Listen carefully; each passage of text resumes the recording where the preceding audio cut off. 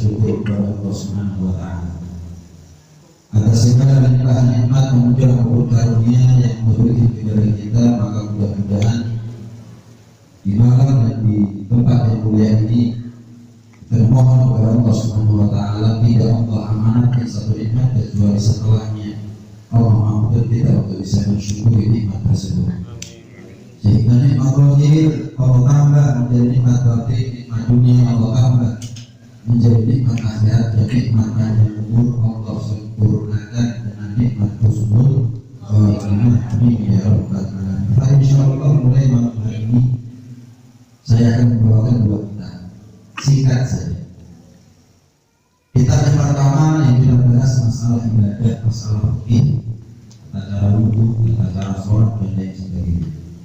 Dan kitab yang kedua adalah kitab akhlak, kitab tasawuf, tentang bagaimana kita harus menjalin hubungan dengan manusia, menjalin hubungan dengan Allah, dengan bagaimana kita menjadi manusia yang dibanggakan dan dicintai oleh Allah Subhanahu wa Ta'ala, bagaimana kita menyikapi dunia dan seterusnya dan seterusnya. Hadirin hadirat sekali berbagai Allah Subhanahu wa Ta'ala, setiap kitab fikih selalu yang pertama kali dibahas adalah pembahasan tentang taharah, tentang tata cara bersuci. Karena memang kita sholat taharah, kuncinya sholat itu ya bersuci. Nggak ada sholat kalau nggak ada wudu. Siapa yang junub nggak boleh langsung sholat kecuali harus mandi wajib terlebih dahulu. Maka wudu itu butuh kepada ilmu, mandi wajib itu juga butuh kepada ilmu. Bukan hanya sholat yang butuh kepada ilmu. Maka persiapan menjelang sholat itu kita juga harus punya ilmunya. Barang siapa yang beramal soleh, taat ibadah tapi tidak dilandasi dengan ilmu agama, bahwa mardud, maka ibadahnya akan menjadi ibadah yang sia-sia, ibadah yang tertolak. Disinilah kenapa kita butuh kepada ilmu agama. Ilmu agama itu bukan hanya tentang thariqah, bukan hanya tentang ma'rifat, bukan hanya bicara tentang hakikat, tapi sebelum itu semuanya bicara tentang syariat. Karena itu jangan kita ini muluk-muluk bicara tentang ma'rifat, hakikat, hakikat kalau kita syariat aja masih nol. Pembahasan tentang tohar itu apa sih? Bersuci. Apa saja macam-macamnya bersuci? Macam-macamnya bersuci ada wudu, baik wudu wajib ataupun wudu sunnah. Baik wudu, selain wudu adalah tayamum, kemudian mandi, baik mandi wajib ataupun mandi sunnah. Kemudian menghilangkan najis itu juga termasuk bersuci. Istinja dengan batu itu juga termasuk bersuci. Apakah bisa kita ini buang air kecil atau buang air besar nggak pakai air tapi pakai batu? Bisa, tapi ada syarat-syarat. Apa harus batu? Enggak harus batu. Pakai media yang lain selain batu juga boleh, tapi asal terpenuhi syarat-syaratnya. Bisa pakai tisu atau bisa, tapi ada syaratnya. Bukan pokok istinja, cebok, maaf, pakai tisu selesai. Ada syarat. Akan setahap pemisahan kita bahas. Untuk ibu-ibu bisa agak tenang sedikit. Untuk ibu-ibu bisa agak diam sedikit. Biar tidak ada khusyuknya hadis. Kemudian macam-macamnya air ada banyak. Ya. Macam-macamnya air ada banyak. Yang pertama, air yang disebut dengan air tohur, air yang suci mensucikan, tohir mutahhir, suci dan mensucikan, atau dalam istilah lain juga disebut dengan air mutlak. Air suci mensucikan, tidak kecampuran sesuatu yang najis, tidak berubah karena sesuatu yang najis, atau tidak berubah karena sesuatu yang suci. Seperti teh, kopi, bisa kita pakai wudu, bisa kita pakai mandi wajib, nggak bisa. Kenapa? Karena najis deh. Iya, tohir air memang suci tapi tidak mensucikan, tidak mengangkat hadas.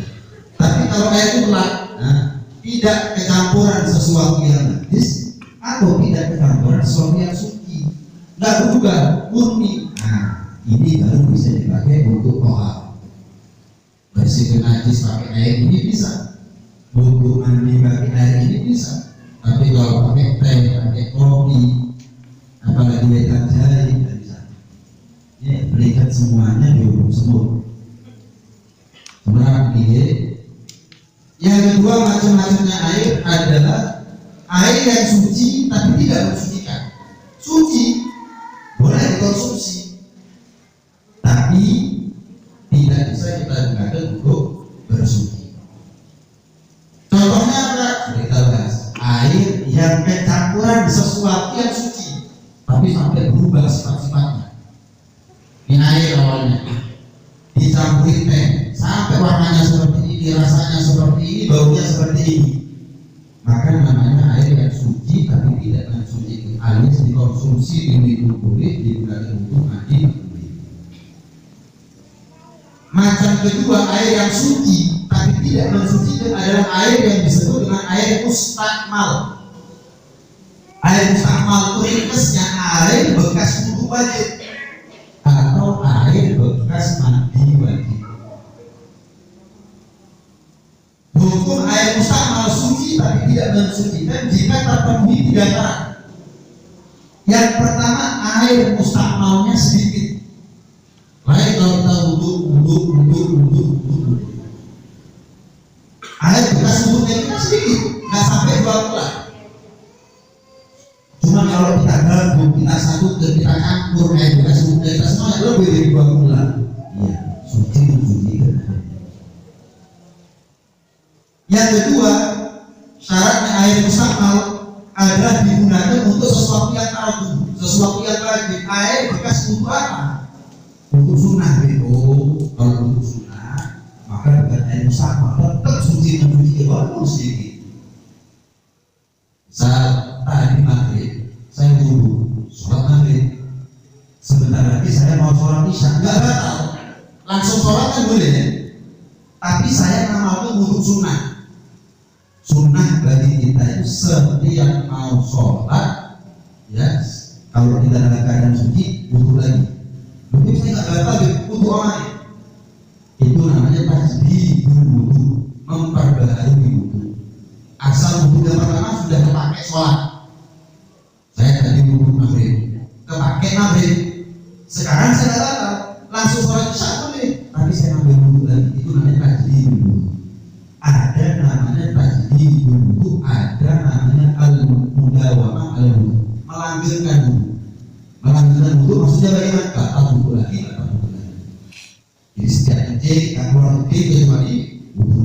Nggak buang air besar, keluar kencing kecuali sudah wudhu. Ini namanya mudawamah atau mudawamah al-wudhu.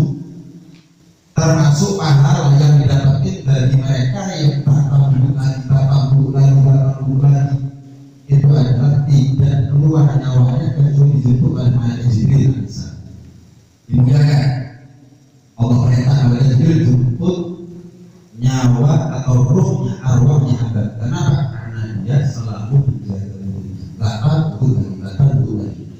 Kalau orang sekarang jangan batal wudhu lagi, batal wudhu lagi. Oh iya, tanggung.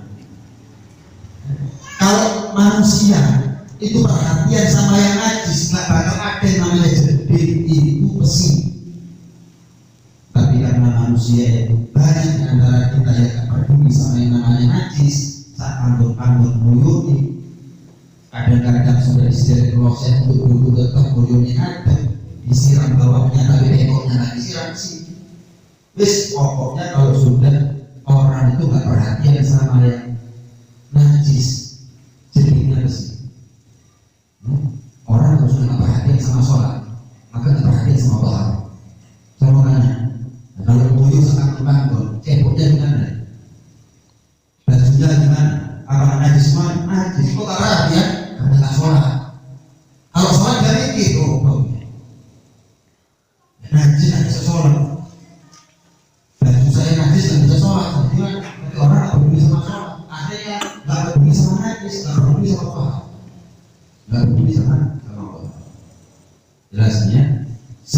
airnya dan digunakan untuk sesuatu yang fardu, lalu itu air dikatakan sebagai air musta'mal. Dan air dikatakan air musta'mal jika terpisah dari anggota badan sudah menetes. Kadang-kadang ada pemahaman umum di kalangan masyarakat, kalau misalnya ada bak mandi ukurannya kecil, kalau penuh airnya nggak sampai lebih dari 2 airnya sedikit. Kadang-kadang ada pemahaman yang sedikit keliru dari kalangan awam. Apa itu? Kalau butuh jangan sampai netes. Akhirnya air ini musta'mal, suci tapi tidak mensucikan. Ini benar, tapi ada salahnya. Memang betul kalau ada air yang nggak sampai 20 alias air bening, air sedikit, sebisa mungkin kita agak menjauh biar nggak ada yang netes. Tapi bukan berarti kalau ketetesan langsung dihukum sama. Enggak, tapi diperkirakan kira-kira tetesan air bekas wudhu wajibnya kita atau mandi wajibnya kita yang menetesi, yang menjatuhi air sedikit itu banyak apa sedikit. Kalau sekiranya banyak yang menetesi air bekas wudhunya kita, wudhu wajib atau mandi wajibnya kita, yang jatuh ke bak mandi yang airnya sedikit itu banyak, maka itu memang berhubungi musta'mal, suci tapi tidak mensucikan. Tapi kalau sedikit netes 1-2 netes, maka tidak dihubungi musta'mal. Tetap air yang sedikit walaupun kejatuhan air bekas untuk wajibnya kita, mandi wajibnya kita, tetap dihubungi suci mensucikan. Karena itu kalau kita bikin jadikan bahkan di ya, yang minimal 2 bulan. Berapa dari 2 bulan? Kurang lebih 218 liter. Ulama ya kalau bentuknya kotak ya, bentuknya kotak 60 cm, 60 cm, kedalamannya 60 cm, panjang 60 cm, lebar 60 cm, dalamnya 60 cm. Sedikit kecil. Coba nanti pulang dicek, ukur kira-kira berapa cm panjang, lebar dan kedalamannya. Kalau kurang lebih 218 ya, dikit, artinya 60 kali 60 kali 60 218 ribu ya, 218 ribu ini bukan liter tapi sentimeter persegi, maka itu hukumnya adalah 2 bulan. Kalau bisa dilebih, sebab kalau persis 2 bulan kurang sedikit sudah kurang dari 2 bulan, tapi kalau dilebih intinya kalau ini jadi kena masalah. Karena khawatir kita butuh dari air musta'mal. Belum lagi kalau air yang sedikit jatuhnya najis, walaupun tak berubah warna airnya, rasa air dan baunya langsung najis. Dari kata apa langsung wudhu wajib atau mandi wajib, wudhu sunnah mandi masalah hukumnya, nggak sah hukumnya, nggak sah mandinya. Terakhir, macam air yang tidak, yaitu adalah air yang disebut dengan air yang najis. Air yang najis tergantung apakah air sedikit atau air banyak, lebih dari 2 bulan atau kurang dari 2 bulan. Kalau kurang dari 2 bulan itu namanya air sedikit, kejatuhan najis langsung berhubungi najis. Lebih tapi warnanya, rasanya, baunya airnya berubah, tetap najis. Tetap najis. Tapi kalau air itu banyak, lebih dari 2 bulan, orang renang misalnya, kejatuhan najis, misalnya apa bangkainya tikus, berubah nggak warnanya, rasanya, baunya. Kalau berubah maka hukumnya najis. Tapi jika tidak ada yang berubah maka tidak najis, suci mensucikan. Salah satu saja berubah, bisa warnanya berubah jadi merah gara-gara bangkainya tikus. Adapun rasanya, baunya nggak berubah, tetap najis. Salah satu di antara warnanya saja, atau rasanya saja, atau aromanya saja berubah, najis. Kalau enggak, najis. Jelas ini? Ada 2 macam najis yang kalau menjatuhi air maka tidak dihukumi najis air. Kenapa 2 macam najis ini? 2 macam najis yang dimakruh, 2 macam najis yang ditoleransi oleh syariat.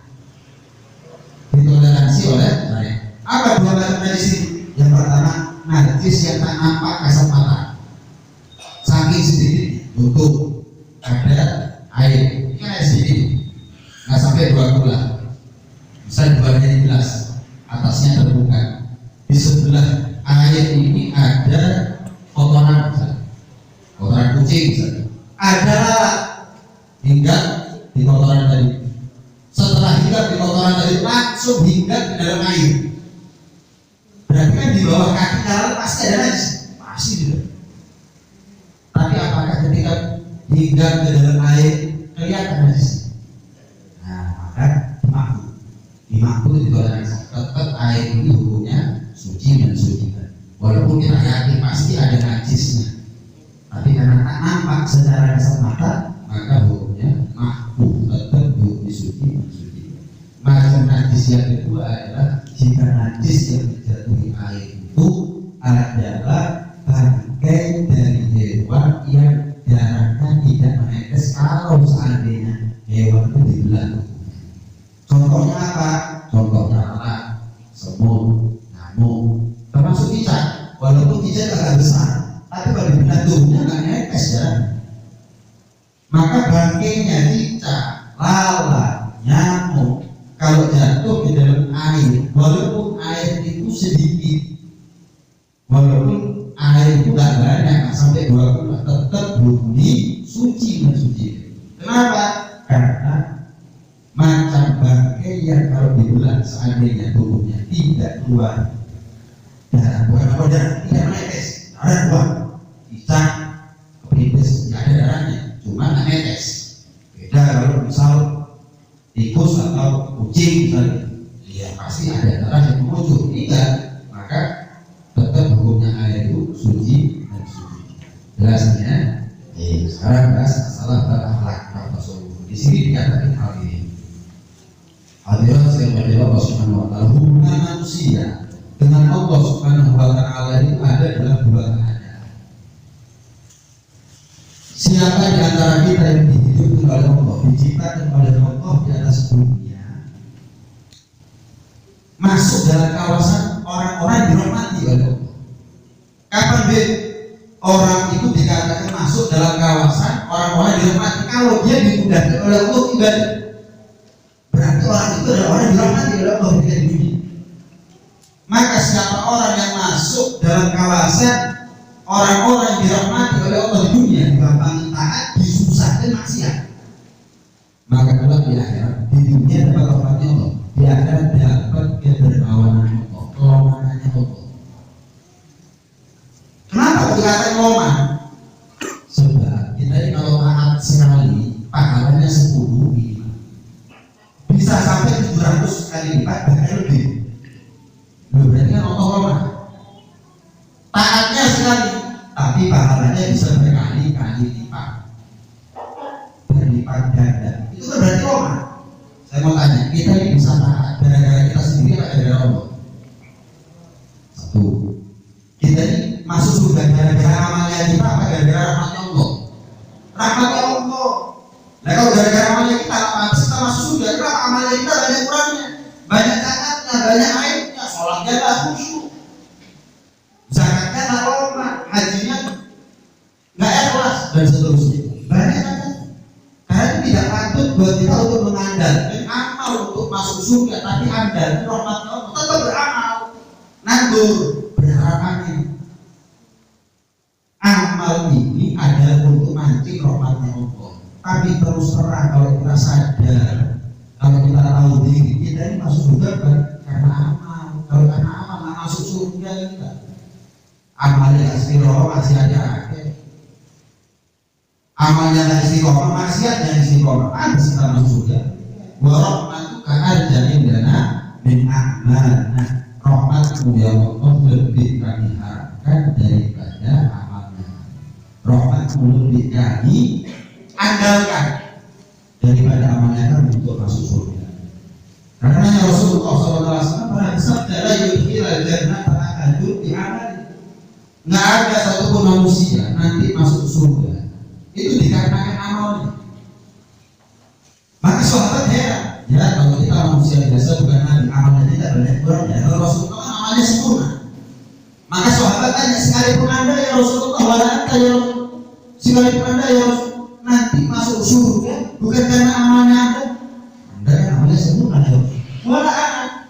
Sekalipun saya nanti masuk surga bukan karena amalnya saya, tapi karena Allah tumpahkan, curahkan demikian deras kepada rahmatnya Allah di dunia. Allah jadi itu sebagai pimpin, teladan, bahkan Nabi yang paling mulia, dan Allah curahkan kepada dia fadl itu kedermawanannya Allah Subhanahu wa Ta'ala, sehingga nanti beliau masuk surga lebih dulu daripada yang lain. Aku ini pantas masuk surga karena rahmatnya Allah, karena kedermawanannya Allah Subhanahu wa Ta'ala. Jelas ya? Ada pun manusia yang masuk dalam kawasan, dia diciptakan oleh Allah dibuka masuk dalam kawasan ahlul hikmah. Apa maksud ahlul hikmah? Tidak diciptakan kecuali di pelajaran hikmah bagi orang lain.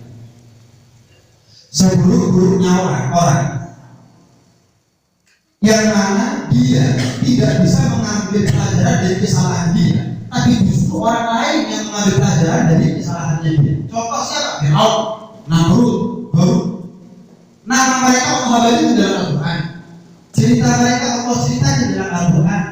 Untuk apa? Bukan untuk mereka mengambil pelajaran dari kesalahan mereka, tapi untuk kita sebagai umat akhir zaman mengambil pelajaran dari kesalahannya mereka. Terus sampai di Firaun, terus sampai banyak Namrud, terus sampai banyak Qarun. Seburuk-buruknya manusia, Firaun, Namrud, Qarun. Kenapa? Mereka punya kesalahan, kita ambil sebagai hikmah, kita ambil sebagai pelajaran. Tapi mereka sendiri tidak bisa ambil pelajaran dari diri mereka sendiri, kesalahan mereka. Itu LLM-nya orang. Maka orang yang hidup di dunia masuk dalam kawasan orang-orang yang dijadikan sebagai hikmah bagi orang lain. Maka nanti dia masuk dalam kawasan orang-orang yang diadibi oleh Allah Subhanahu wa Ta'ala. Diadibi masuk surga karena lawannya Allah. Tidak ada orang masuk neraka kecuali karena keadilannya Allah. Kadang-kadang ada orang tanya, protes, lah iya mengapa manusia diciptakan, dirawat, dikasih nafas kehidupan, bina apa juga dikasih sama Allah, tapi ujung-ujungnya ada di antara mereka yang Allah siksa dalam neraka. Dengan sering dan rokok manusia diciptakan, ujung-ujungnya merokok. Kau dolim Allah. Ini pertanyaan pernah ditanyakan oleh Nabi Musa kepada Allah. Ya Rabb, Engkau ciptakan manusia, Engkau rawat mereka, Engkau kasih makan mereka, Engkau kasih nafas kehidupan mereka. Apa yang mereka minta, Engkau kasih. Tapi kenapa ada di antara mereka yang masuk neraka ya? Maka Allah mengatakan Musa ini aja sudah. Tanam satu tanaman. Nanti ada ketemu jawabannya dari situ. Siapa Allah tanam satu tanaman? Singkat cerita setelah sekian bulan panen. Tanaman itu panen. Tapi kan nggak mungkin 100% panen. Dirawat sama Nabi Musa, bukan dirawat, dipupuk, diairi, dijaga, dirawat. Tapi kan nggak mungkin semuanya panen, pasti ada 1-2 yang gagal panen. Maka Nabi Musa yang gagal panen, satu sekian hektar kan nggak mungkin semuanya panen. Pasti ada beberapa yang gagal panen, tidak layak dijual, tidak layak dikonsumsi, beberapa kali dipanen mereka. Biasanya tebu itu kalau gagal panen dia apa?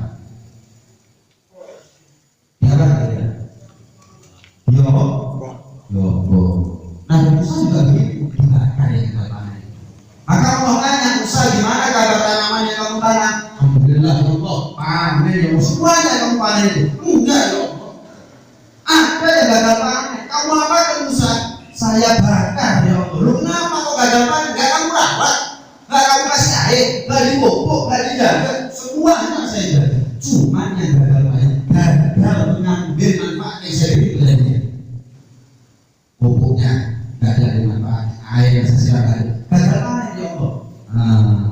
Ketemu gak sekarang oleh Musa jawaban? Manusia semuanya akan kasih kebaikan, nikmat. Tapi ada di antara mereka yang mampu berterima kasih kepada kita. Tapi ada di antara mereka tidak bisa memanfaatkan kebaikan, nikmat dan amal itu kepada mereka salah gunakan. Kira-kira manusia wahai Musa pantas nggak bakar? Ya pantas ya. Berarti orang itu nggak ada orang masuk neraka merasa dibenci sama Allah, tidak ada. orang karena masuk neraka. Mereka cuma bisa aku kok. Ya Allah saya pernah ini. Ya Allah saya pernah ini. Sampai akhirnya ditanya sama bisa PNL bukan akhirnya sampai akhirnya Allah tanya, kamu pantas masuk neraka?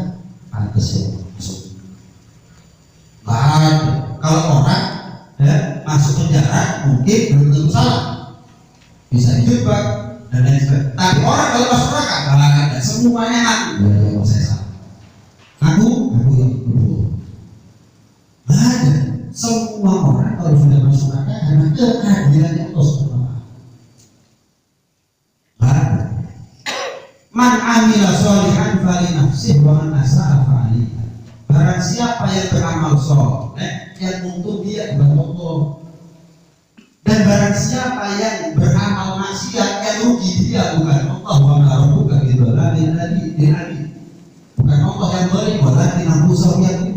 Manusia itulah yang zalim kepada Allah Subhanahu wa taala. Saya bertanya, seperti yang saya sampaikan tadi, kita kalau taat sekali minimal pahalanya berapa? 10. Tapi kalau kita maksiat, dosanya 1. Taat sekali, pahalanya minimal 10. Maksiat sekali, dosanya 1. Jelas? Nah kalau ada orang masuk neraka, berarti dia tidak pernah taat maksiat toh. Kalau misalnya mau dihitung maksiat pisan, dosa pisan, saya taat, habis itu saya maksiat. Minimal saya punya celengan ngomong. Bukan berarti halal loh, bukan apa tadi saya habis maksiat, habis saya maksiat. Berarti matinya pas maksiat suruh mati ngobrol di ngomong. Sebagaimana ini banyak dosa, tapi sekali nggak taat, terus mati. Maka goblok ini. Maka jangan ini gambaran contoh maksiat sekali, taat sekali, celengan somo. Nah kalau saya bertanya, kalau punya pahala celengan somo, surga apa neraka? Surga. Dan kalau mau berrokok, berarti nggak tahu taat maksiat toh. Loh, yang salah Allah kan? Artinya kita ini punya kesempatan selamat lebih besar daripada risiko kecelakaan. Kan gitu. Taat bisa, ganjarannya minimal 10 sampai 500. Maksiat bisa, dosa bisa. Loh berarti kesempatan kita itu selamat masuk surga, selamat dan neraka lebih besar daripada risiko kita masuk neraka. Dan kalau ada orang masuk neraka yang diukurnya, jalan masuk surga lebar enak, jalan masuk neraka sempit maka ada. Tapi kok yang diajari yang sempit yang maka ada. Ya monggo terus disikir. Kamu mau surga nggak sih? Wa amma man aqta wa taqa wa saddaqa bil husna fasanuyassiruhu lil yusra. Allah gampang untuk dana surga. Wa amma man bakhila wastanna wa kadzdzaba bil husna fasanuyassiruhu. Mau surga Allah kasih gampang, mau neraka Allah kasih gampang. Jadi bukan Allah yang zalim, bukan kalau sudah maksiat kemudian saya maksiat. Buat apa Allah tinggalkan saya? Kalau ujungnya saya masuk neraka, dan memangnya kamu ini nggak bisa berbuat taat. Saya mau tanya, surga dijual tiketnya berapa harganya? 100 juta. Turun apa harganya? Nah, mobilnya kita aja dibeli 100 juta. Rumahnya kita dibeli 100. Saya siap menjual mobil saya, rumah saya untuk 3 juta. Tapi apakah kita sudah dijual? Surga itu gratis, tapi aneh harus itu. Misal rokok itu gratis, itu bonus untuk gratis kan? Karena ada orang yang masuk neraka yang untuk gratisnya. Dipikir aku merokok kagak ada surga itu. Mesti suka melek. Dan itu ganteng aja rokok. Enak masuk neraka. Nanti ketemu artis yang cakep, artis yang tampan, artis yang ayu. Itu surga. Bapak, si LAB. Saat kita begini ketemu wong ayu, wong ganteng, dan merokok. Artis nggak semuanya masuk neraka. Ada yang masuk surga. Lebih suka ganteng, ayu. Ganteng ayu bahkan dari dunia merokok kosong. Neraka gratis misalnya. Mau tidak? Bayar kok bener.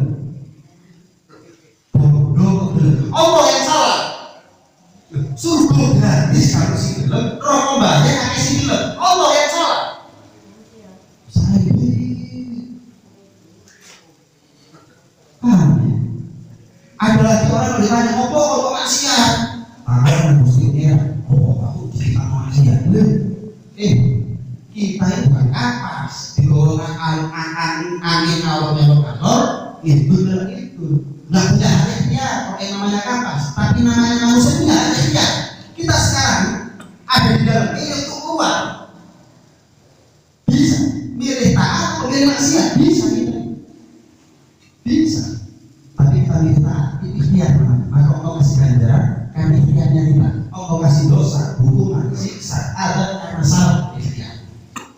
Salah ikhtiar. Jadi hadirin sekalian hadirin Allah Subhanahu wa taala, kalau sudah maksiat jangan nyalahin Allah. Bukan Allah yang boleh.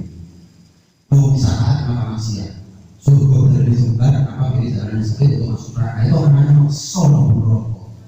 Katanya Allah, bangsa dia selingkuh itu sudah dimulai. Mau masuk neraka mulu. Padahal sudah dipasangin, berarti kan motor. Mau kan? Jembar masuk surga, nggak dilewati, nggak ditoleh, nggak direni. Apakah Allah itu doa hanya tuh dia maunya manusia? Kepingin surga aku di jalan itu jembar. Kepingin rokok, pakai sempit, orang tak berburu rokok. Tapi kok selompok, ini rokok. Apa kok doa urus dia maunya manusia? Ya tak boleh doa aja. Sebagai itu, ini masalah kita, masalah tauhid. Rasulullah SAW pernah mengatakan ini, ketahuilah, tidak ada manusia kecuali sudah Allah pastikan surga atau neraka itu selamat atau kiamat. Maka sahabat tanya, ya Rasulullah, kalau begitu kita pasrah aja sama urusannya Allah, sama ketetapannya Allah, keputusannya Allah. Wis gak usah amal, wis semuanya ada amal, wis gak usah amal kalau begitu ya. Jelas ya? Maka Rasulullah bilang, malu fakulul muyassar, beramallah kalian karena setiap sesuatu gampang oleh Allah. Orang yang diciptakan untuk masuk surga di dunia digampangkan untuk taat. Ada orang yang diciptakan untuk neraka yang tidak digampangkan untuk maksiat. Maka kita kalau ingin tahu kita ini bakal selamat apa karena tidak ada dia. Kita digampangkan oleh Allah untuk taat maksiat. Jelas ya, bukan berarti kita ini yois nanti kabur taat, ya nanti saya sholat, nggak taunya Allah tapi saya masuk neraka kabur sholat untuk merokok, itu urusannya Allah. Saya mau tanya, sujud kita sampai sujud, rokok sampai bau, budak haji maku sampai semper, mulai umum, baca Quran sampai buta, sedekah sampai melarang. Sudah lunas kami kita sama Allah. Nah kalau belum apa-apa terus kita itu aku kebunuh sholatnya ini cuma untuk syukur itu gak ada lunas utang dulu lunas kok nagih ya Allah saya sudah sholat itu kau wajib masuk saya di dalam surga kalau bisa utang dulu lunas sudah mestinya melas minta surga itu boleh cuma melas bukan nagih seolah-olah itu aja ya Allah saya ibadah tapi banyak kurang. Kalau untuk diterima ya Allah, nikmatmu lebih banyak. Berlunas ya Allah, ya Allah kasihani aku, belas kasihani aku, rahmati aku untuk masuk surga. Ini malas, terima kasih. Tapi ya Allah saya sudah begini, engkau masih masuk saya juga. Allah tanya, utangku isi lunas. Oh jawab kan? Utang apa kita sama Allah? Nah kalau anak aja nggak bisa balas orang tua jasanya baik, apalagi kita kepada Allah Subhanahu wa taala. Maka kita ini ibadah hanya dalam rangka berterima kasih, syukur. Nyaut, wis bukan karena sudah neraka. Memangnya kalau ada sudah neraka bukan Tuhan. Memangnya kalau ada sudah neraka Allah nggak pantas disembah. Nah yang kasih kita segala-galanya ini siapa? Kita menyembah kepada Allah. Ini jawaban dari mereka. Buat apa sholat? Nanti kalau sholat ternyata masuk neraka. Pendidikan sholat bisa dibunuh. Terserah. Jawaban saya, kami. Tapi itu aja sih sholat belum mesti selamat, belum mesti ya. Tapi ada kemungkinan selamat, ada kemungkinan nggak selamat. Nah, yang sholat pasti nggak selamat. Mungkin mana ini? Saya mau tanya, jangan kerja ini. kasih sugi kok kerja ya so kerja sugi tak kerja mana ketemu jalannya ya apa soal korupsi sugi dan kan kalau korupsi sugi namun gitu buat apa kamu kerja kalau belum itu kaya ini jawaban dari kita buat apa soal belum masuk surga tugasnya kita hidup ini memperbesar kemungkinan masuk surga memperbesar kemungkinan selamat dan selamat urusan total tidak selamat nggak ada yang salah bagi Allah karena utama kesah yang tahu diri dan sadar itu maksiat protes dan bukti pangeran nggak terima dan seterusnya keliru itu akhirnya sengaja dari Allah SWT ayo kita benahi cara berpikir kita benar tapi dan kita jangan sampai kita sering mendengar statement dari orang-orang yang nanti itu agama tanpa kita sadar itu doktrin iya persoalan ini akhirnya kita salah berpikir salah beragama belajar agama bukan belajar komentar yang orang yang hati itu agama belajar tentang agama belajar dari orang yang hati mudah-mudahan salah amin kalau iman Islam nanti kalau iman Islam nanti akan disebut maaf jika dirasa mohon maaf tapi biasanya mungkin sebelumnya dijawab bahwa ada satu pertanyaan apabila ada saya tutup dengan doa mohon pertanyaan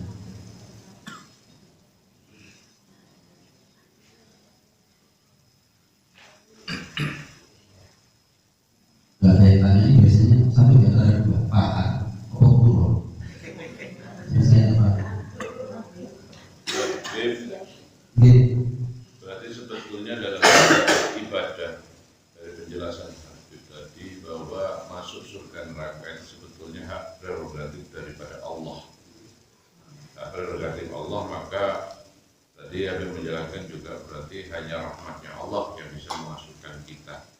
Maka bentuk ibadah kita hanya mencari rahmatnya Allah, baraka Rasulullah, tidak mengharapkan apa-apa dan hanya mencari ridhonya Allah. Kalau saya sikapi dari penjelasan panjenengan, maka pemaparan ini bahwa sebetulnya kajian ini adalah menjelaskan kepada kita dalam ibadah jangan meminta sesuatu yang berlebih kepada Allah, biarkan Allah yang memutuskan takaran kita sebagai manusia di dunia dan di akhirat. Mungkin itu ya Bibi. Betul. Jadi Al-Imam Ali Zainal Abidin ijik Rasulullah SAW putra Sayyidina Husain radhiyallahu anhu. Orang ibadah itu maksudnya ada tiga. Untuk pemula ada ibadah seperti berdagang, ada uang, ada barang. Aku sholat itu pantas nggak kira-kira sebelumnya? Ya Allah saya sholat dapat apa? Dapat pantas nggak? Pak saya mau nyaut utang Pak, cuman ki oper nambah banyak. Bu saya mau nyaut utang. Kalau saya nyaut dengan masalah sama saya. Misalkan ibu mau, yo kata ayo kok itu nggak nyaut lah. Jelas ini. Ojo kayak berdagang. Ada uang, ada barang, ada sholat, ada surga. Enggak, sholat kok. Surga neraka itu maksudnya Allah, urusannya Allah kita sama surga neraka itu bodoh, sama dulu. Jangan ibadah, tapi ini untuk pemula apa ya? Jadi apa boleh saya imam sholat ibadah karena terus ini pemula ada masalah. Ada orang ibadah seperti ibadah Tuhan. Dia taat kepada Tuhannya karena takut. Apa? Kok sholat? Sholat rokok. Nah, orang dua macam orang ibadah karena berharap atau ibadah karena biasanya masalah. Nggak tahu hati soal. Nggak tahu hati. Anda hormat sama orang karena berharap manfaat dari dia. Kalau dia ngasih manfaat pada Anda tidak ada hormat sama dia. Bukan karena cinta. Hormat karena cinta sama hormat karena manfaat beda. Kalau hormat karena cinta, ngasih manfaat, itu sudah dari saya sebenarnya. Ada orang hormat sama orang lain karena berharap, entah itu jabatan, dan dunia, dan harta, dan nilai, dan ujian. Tapi begitu apa yang dia harap tidak dapat, ujian. Dan ibadah yang ketiga yang luar biasa, ibadah karena cinta. Saking cintanya para ambiya, orang-orang soleh, para sahabat semua. Walaupun dalam kubur yang mereka kalau sholat nggak ada pahala atau sholat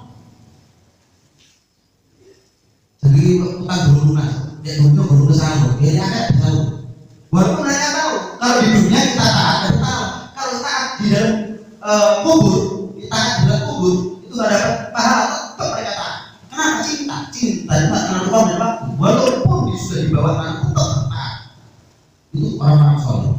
Itu ibadahlah sebagai orang yang merdeka, ibadah karena cinta. Jadi tadi memangnya kalau ada sumber neraka kita tidak pantas, Allah tidak pantas dari sini.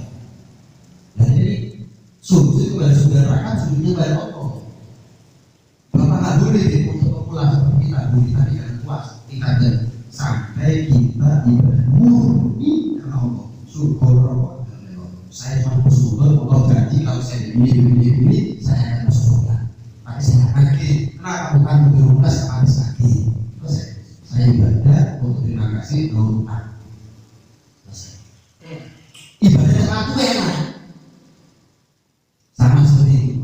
Anda kerja sesuai dengan passion. Memang senang, hobinya, taati. Sama Anda kerja yang bukan dunianya Anda, hatinya Anda ada di sini. Kosong, berbunyi telat, boleh apa? Kenapa? Gak taati. Tapi kerja dengan sesuatu di bidang yang dia gemar, dia hobi, dia senang, wah asik. Budal cepat boleh, budal cepat boleh telat. Kenapa? Asik, kerja sambil hobi. Ada ya? Taatnya kita baru terpaksa karena cinta. Yang lain, pertanyaan terakhir. Menyambung pertanyaan Bapak tadi, bahwasanya ketika kita melakukan ibadah ataupun dalam bentuk sholat ataupun sedekah dan segala macamnya, kadang muncul perspektif dalam pemikiran ketika sebagai contoh kita melakukan sedekah, kita berharap bahwasanya bakalan dibalas oleh Allah Subhanahu wa taala berpuluh-puluh kali lipatnya. Nah, sebagaimana penjelasan Habib tadi, outputnya adalah cinta. Kita melakukan sesuatu itu adalah cinta. Artinya kita tidak meminta secara berlebihan, biarkan Allah yang mengatur segalanya seperti itu. Nah, bagaimana kita mengevaluasi diri kita untuk menghilangkan perspektif yang seperti itu, agar tidak menjumus kepada dosa yang outputnya kecelakaan tadi seperti itu. Itu. Jadi tadi apa yang saya sampaikan itu jawab bahwa kita ini ibadah. Jangan itu sudah mereka yang sudah lupa sama Allah. Orang tua baik sama kita, rahmat sama kita, perhatian budi sama kita. Kalau kita bakti sama mereka, insya Allah orang tua akan menuruti apa yang maunya kita. Minta mobil dikasih, minta HP dikasih. Kita taat bakti kepada orang tua juga karena mobil dan HP-nya. Ridho orang tua. Orang tua melihat kita, senyumnya mereka melihat kita bakti sama mereka. Sebaliknya, rahmat, belas kasih orang tua, pengorbanan mereka, kita durhaka betapa kecewanya mereka. Saking kecewanya kita dihukum, dikunci dalam kamar, dikecut misalnya. Jangan takut karena pecutannya atau hukumannya, tapi takut bukan orang tua sudah baik sama saya. Betapa lakukan mukanya saya kalau kebaikan dibalas senjata dan juga ada orang tua saya sendiri. Itulah hubungan kita problemnya adalah kita sama Allah. Allah kurang apa sama kita? Yang ada kurangnya adalah kita. Taatnya kita ini masih kurang, ditambahin dengan kemaksiatan. Jadi dia sudah nerangnya. Allah sudah janji kok. Si taat menurut si maksiat itu janjinya dan Allah nggak akan ada dosa begitu. Iya, Allah sudah jadi dalam kita. Si taat menurut si maksiat menurut. Cukup omongnya saya tidak ada juga. Sudutnya kita, sedekahnya kita, jawabannya kita, duitnya kita karena Allah. Bukan karena saya ada kesimpulan karena Anda, bukan karena yang lain, karena Allah. Jadi ibadah tanpa ada dari sudah enteng. Ibadah tanpa muatan itu enteng. Kuati sama sebenarnya jadi kuati enteng. Udah itu enteng agak seneng. Capek agak seneng. Tapi kalau kita ibadah karena ini, karena itu, terpaksa akhirnya sholat cepet-cepetan, akhirnya nggak optimal maksimal karena luar biasa ya. Jadi apabila mudah-mudahan kita kasih banyak umur, saya mudah-mudahan mudah-mudahan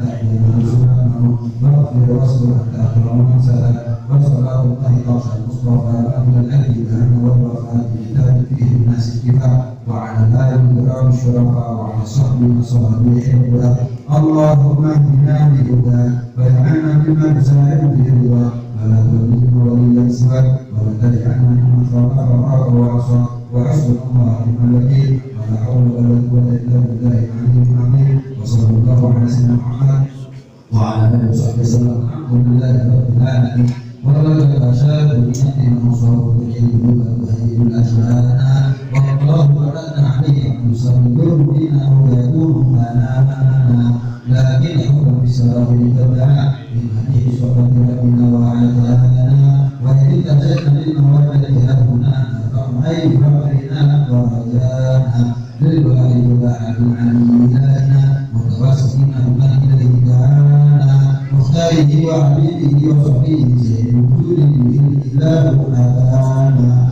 يا ربنا يا ربنا يا ربنا بالمصطفى فلنعجب دعوانا أنت لنا يرزقنا في هذه الدنيا وفي أخرانا أصلح لنا أحوالنا واغفر ذنبنا ولا تؤاخذنا به أخطانا واسلك بنا بنهج طه المصطفى ثابت على جنة الحبيب خطانا أجرنا بفضلك طمعة أحمد في بهجة العين الرضا دعانا وأمر به بكل حال حبنا وإيمان والدوام وآلانا والمحسنين ومن أجاب ندانا وذوي الحقوق وغالبا أنصارنا والحاضرين وسائر بذبحنا نحن بين يديك أنت ترانا واغفر ذنوبنا وبعد سبلنا واسمع بفضلك يا سميع دعانا وانصر لنا سنة طه بجاه الأرض واجمع كل من عادانا